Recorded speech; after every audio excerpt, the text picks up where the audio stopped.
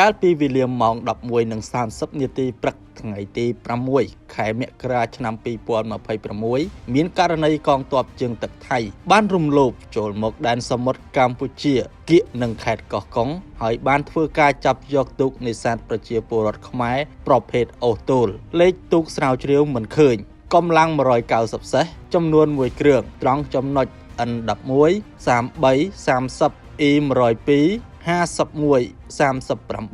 ចំងាយប្រហែល 6 ម៉ៃពីចំណុចកោះយ៉ស្ថិតក្នុងឃុំបាក់ខ្លងស្រុកមណ្ឌលសីមាខេត្តកោះកុងខណៈទូកនេសាទខាងលើកំពុងធ្វើសកម្មភាពនេសាទក្នុងដែនសមុទ្រជិតផ្ទះរបស់ខ្លួនតាមរបាយការណ៍សមត្ថកិច្ចព្រំដែនទឹកបានអះអាងថាកម្មករនេសាទចំនួន 4 នាក់ដែលទាហានជើងទឹកថៃបានចាប់នោះ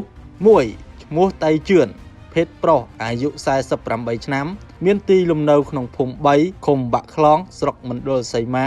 ខេត្តកោះកុងជាម្ចាស់និងជាតៃកង់ទូក2ឈ្មោះណប់កំហេងភេទប្រុសអាយុ 17 ឆ្នាំមានទីលំនៅក្នុងខេត្តកំពតកូនដៃទូក3ឈ្មោះគង់បារាំងភេទប្រុសអាយុ 42 ឆ្នាំមានទីលំនៅខេត្តកំពតកូនដៃទូក4មិនស្គាល់ឈ្មោះអាយុប្រហែល 55 ឆ្នាំបច្ចុប្បន្នខាងលើមនុស្សទាំង 4 នាក់ត្រូវបានកងទ័ពជើងទឹកថៃនាំយកទៅប្រទេសថៃហើយ